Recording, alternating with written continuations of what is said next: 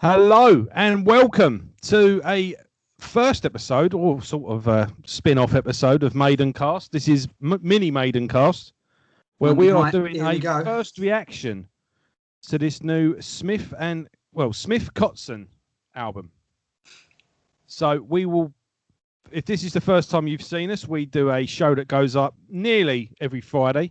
We're currently working our way through the Iron Maiden back catalogue, but we are going through all the side projects and solo albums and all the whole spectrum of the Iron Maiden canon. All the shit in between. Everything in between. No crevice uncovered. And we even went into a deep depth of a cave last episode with the Battlezone album, which you can check out. Oh, yeah, we'll be putting pain on that one. Yeah, but next up, we've got the Brave New World and Silicon Messiah by Blaze Bayley. But we will get to this eventually, and we will be doing a much more in-depth review, and we'll have a bit more time to digest it. This is our first new album while we've been doing it, isn't it? Yeah, but this is just a quick reaction to acknowledge that it's come out. So, you all right there? Yeah. Yeah. You look like someone was... All right. No, I'm trying to scratch it back. I'm not as agile as I used to be. What first impression? We've had a weekend listening to it. What do you reckon? Yeah, it's just a fucking couple of tracks aside. It's just a solid piece of bluesy hard rock, isn't it? You know, it's sort of thing if it's a sunny day like it was today, you'd have the window down and you'd crank it up. Yeah. I think my sentiments exactly. Nice little sort of bit of a 70s vibe to it, but nothing like retro or in the past. It just feels like a very classic rock album. I'm getting a little bit of not Free, the other one, Bad Company. Yeah. The two together collaborate pretty well. They do their voices harmonise quite nicely together. Every song's a duet really between the two. Yes, my one thing about the album actually, I wish Adrian had sung more, because Richie's voice is don't get me wrong, he can sing. Yeah, Adrian Smith has got like that Paul Rodgers feel to it, isn't he? As he's got older, he's got quite that. He had always got like a bit of a rough singing, the old Springsteen vibe going on. Yeah, but it's matured. It has, quite nicely. So it's got like this real sort of smoky, smooth vibe to it. Yeah. But Richie's voice, don't get me wrong, he can sing, but he's very nasally. He's when I hear this, I finally get what people say about Miles Kennedy. Really? Okay, because I got a bit of a Chris Cornell vibe off the guy. Yeah, like I say, it's only when he tries to go to the higher echelons of his range, it's like, oh no, don't. But when he's lower down, he's got a really good voice. Yeah. Yeah. So it's a collaboration between the two artists. It's Adrian Smith and Richie Kotzen, who's played in a bunch of bands, as I mentioned. Poison, Mr. Big. Yeah, but he was never in the bands when they're in their prime. No, that's it. He's one of those musicians. It seems that he's a gun for hire in the big league of bands, and or becomes the guy to hang, or when someone from a big league band decides to do a side project. Yeah, you get those particular singers that end up replacing the main guy. Yeah, funnily enough, he was on Poison's best album, which is Flesh and Blood. They did a good one.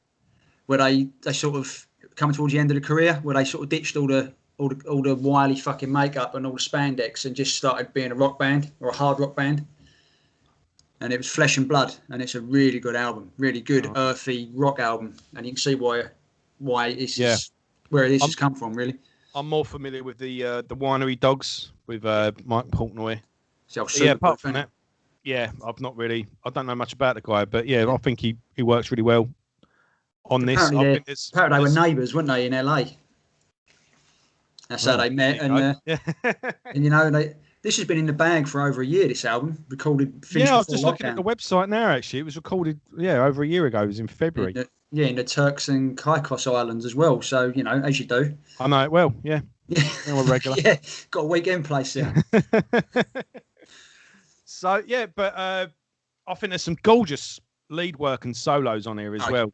As you would expect, though. It's the two I don't know which is which, and I've never been one to look for the thing. Go which solo. I think if you put your ear to it, you could possibly tell. Yeah. Because I can tend to notice Adrian's solos in Maiden, but in this it's a bit different because it's very bluesy and all the rest of it. But they sort of, as we were talking the other day, they share all the instruments pretty much across them, don't they? They both play bass, the guitar, both sing. Guitar and bass is pretty much shared throughout the plays record. Drums on most of the tracks. And I'm just looking up the other guy here. There's well,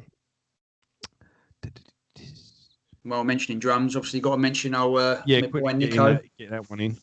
Being on the track Solar Fire. Where is that guy's name? Where'd you go? Special guest, here we go. Nico McBrain on the track Solar Flare, and Richie's long-standing friend and touring partner, Ty Bergman, on the drums for You Don't Know Me, I Want to Stay, and Till Tomorrow. So it's 3 tracks. I thought it was 5 originally. But this guy is no slouch either. If you Google his name, he has a website, and you've got a CV there, and he's got a CV as long as your arm as well. So overall, I mean, what standout tracks rather than we'll go track by track when we get round to it. I mean, come to the Solar Fire, purely because Nico's on it, and you can tell Nico's on it because even when it kicks in, it's like, well, this ain't the same drummer who's been doing the other songs, and it gives it a bit of balls. It's a proper fucking groovy, up tempo banger, really. Yeah. And I really like Scars, which was that was mine. One they released a few weeks ago. Did a real video nice mellow song with a real nice lick on the guitar running through it. Bluesy fucking, you know, the proper sort of thing you play air guitar to, you know. Yeah. But running I quite like. Really, I mean, there's a couple of bits in a couple of songs where I'm like, you know, but overall it's 9 tracks that it's like Ron Seal, you know, it does what it says on the tin. It's just hard rock and blues mixed together, and if they were to ever remake Roadhouse, this would be the soundtrack. Yeah. You know, they'd be the band in the fucking bar when it's getting smashed up playing this music because it suits that sort of vibe. It's just the no frills fucking rock album. Yep, I think as well. I think this is going to be a good soundtrack to the summer. It's a smooth album that's you know, an effortless listen. I don't know what just happened then. My mic just kicked in big time in my earphones. And I think, you know, there's certain things that I can't, you know, there's certain albums that you reserve for the summer, isn't there? Yeah. And Seven Dust is a big band for me. I generally put them away in the winter, and then they're either like a workout band for me or a good band to listen to while the sun's out, normally during a good drive as well. Funny enough, I tend to fall back on bands that Richie's been in. I fall back on Poison and Mr. Big and all the 80s cock rock. That's the summer music for me. Yeah, and well, normally when it's summer, Seven Dust have got a new album out as well. I'm normally listening to their new album every other summer anyway, and it's always perfectly on time as well. Just in, you know, when you see certain things, there's certain indicator that this and that. I think this is going to be a good summer album to listen to. And I think we're going to hear loads of it on Planet Rock. Oh yeah, big time. It's that inoffensive daytime music, isn't it, you know. So, and it's they were talking about he wants to take it on the road. Well, they both do. Yeah. Well, so one step at a time, lads. No, but they're saying so. I think you've got a world tour with Maiden to carry on. But that's the sort of thing where Maiden are doing a show every other day or something. I imagine you see Adrian pop up in some dive bar, especially if they're in America. Yeah, and you know they'll just rock up and it'll be there.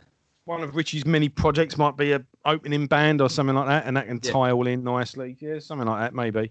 But it'd be cool. It'd definitely be cool to see him in a nice small venue as well. Yeah. Seeing Adrian Smith doing anything like that, would be really nice. Mm-hmm. But big time. Yeah, any gig at all would be nice at the moment. But yeah. Moving on. So all in all, we've really enjoyed this. This has been a cool little album to keep us going and tie us over till Maiden unveil their coming plans. Go and pick it up. Yeah, stream it, buy it, whatever. So if this is your first video, check out Maidencast if you're an Iron Maiden fan. We go through everything, covering the history, every little nook and cranny, every note, 25 episodes deep so far. And we do a bit of arguing as well, so it's good fun. Yeah. Yeah, we're halfway through, or we're certainly in the second half. We've got about 25 shows left, and new Blaze Bayley album's coming out in this month as well. And it's looking like we're going to get a new Maiden album. Hopefully, that would be judging by the comments that Adrian said in the press. Yeah. Maiden have got something very, very exciting in the pipeline, which generally can only mean the new album, which could possibly be the last album. Possibly, yeah. Because they ain't getting no younger. Yeah, but then again, look at Deep Purple. They've been chucking them out the last couple of years, and they've said we're not doing a final tour. We're just going to keep going until eventually your wheel falls off, and then that's it. We're done. Final tap it on stage. Yeah. Anyway, so thanks for watching this. Check out Maidencast, and we'll see you all soon. Take care. Laters.